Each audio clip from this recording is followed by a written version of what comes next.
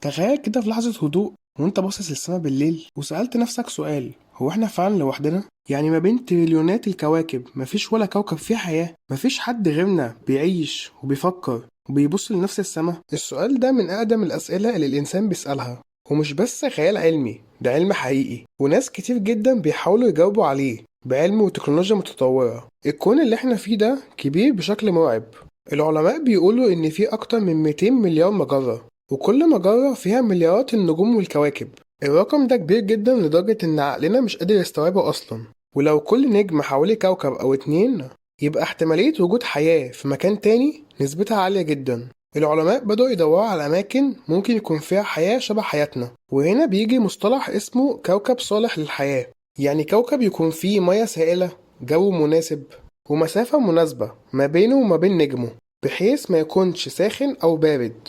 وأكتر كوكب خطف الأنظار هو بروكسيما بي، واللي بيبعد عننا 4.2 سنة ضوئية، وشكله شبه الأرض جدا.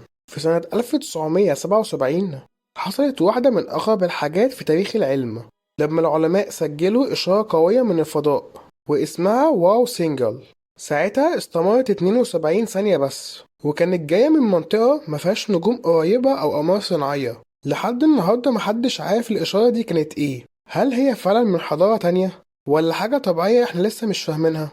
في مشروع اسمه SETI شغال من زمان جدا، ومهمته الأساسية إن هو يسمع الفضاء، بمعنى إن هو بيسمع الإشارات اللي جاية من برا الأرض وبيحللها عشان يدور على أي نمط يوحي بالذكاء، زي إرسال متكرر أو إشارات بترددات معينة. يعني لو في حضارة متطورة بتحاول تتواصل معانا إحنا ممكن نسمعهم. وهنا بقى السؤال الصعب: لو عرفنا إن في كائنات فضائية هنكلمهم فعلا، ولا هنضطر إن إحنا ناخد حذرنا منهم؟ في علماء بيقولوا إن التواصل ممكن يبقى خطر، لأننا مش عارفين نواياهم، زي ما إحنا كبشر بنخاف من بعض. مين يضمن إنهم مش هيبقوا خطر؟ لكن في نفس الوقت ممكن يكونوا أقرب مننا، وعندهم علم وتكنولوجيا ينقلونا لمستوى تاني خالص. الكون واسع جدا، لدرجة إن وجودنا فيه شبه نقطة صغيرة جدا في بحر لا نهاية. وكل ما العلم بيتطور كل ما بنقرب للسؤال القديم: هل احنا فعلا لوحدنا؟ والإجابة هي لسه، بس احنا ممكن نعرفها في العصر اللي احنا بنعيش فيه.